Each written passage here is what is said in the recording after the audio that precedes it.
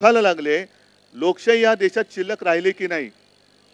तसं पाहिलं तर हा निकाल पहिल्या 2-3 महिन्यामध्ये लागायला पाहिजे होता. त्या संविधानामध्ये ते कलम 10 का काय ना शेड्यूल 10 हे सगळ्यांना कळते. पण समोर दिसत असून सुद्धा मानायचं नाही ही हुकुमशाही आहे. आणि त्या हुकुमशाहीच्या विरुद्ध आपण आज उभे आहोत. ही हुकुमशाही त्यांना वाटते की वाटेल ते करू शकतो. आणि मगाशी मी जे तुम्हाला सांगत होतो की आपला मूलभूत अधिकार सुद्धा हिसकावून घेतला जातोय. कोणता मूलभूत अधिकार आहे?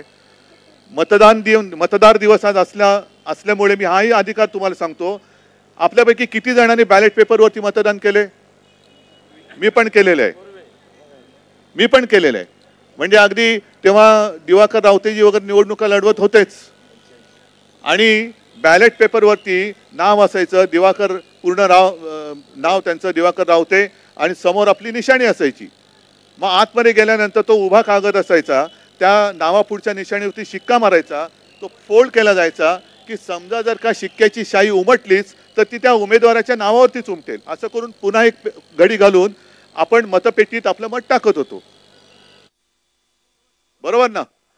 म्हणजे काय व्हायचं की आपलं मत कुठे जातंय हे शेवटपर्यंत आपल्याला कळत होतं की होय मी या देशाचा नागरिक आहे, मतदार आहे, मला मतदानाचा अधिकार आहे आणि मला माझं मत शेवटपर्यंत कुठे जातंय तो घटनेने दिलेला अधिकार मी बजावलाय हे तेव्हा आपल्याला कळत होतं.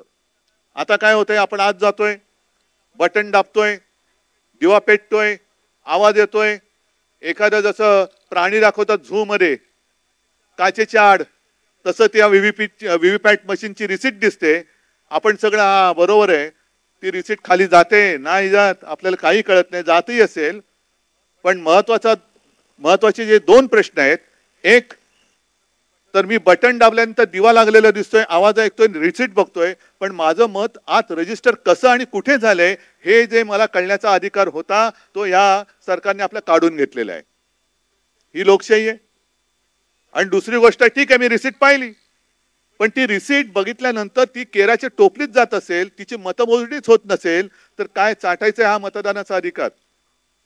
मग त्या रिसीटचं काय परवा हेच नाहीये, नुसतं खर्च होतोय. आणि त्याहून आता आणखीन जे भयानक केलेलं आहे की त्या मतदान केंद्रातलं व्हिडिओ शूटिंग हे तुम्ही मागितलं तरी तुम्हाला मिळणार नाही. ही लोकशाही. म्हणजे ज्या एका फिल्ममुळे चंदीगडच्या महापौराच्या निवडणुकीतला घोटाळा हा कोर्टासमोर आला आणि ती निवडणूक रद्द करून मला वाटतं पुन्हा तो महापौर बसला, ते आता तुम्हाला पुरावाच मिळणार नाही. मग आता या सगळ्या प्रकाराला पुरावा का गाढवा हे तुम्ही ठरवायचं. आणि म्हणून आज मी हे ठरवलं की अगदी बाकीच्यांनी जरी कोणी काय करायचं, कारण ते सगळे लाचार आहेत.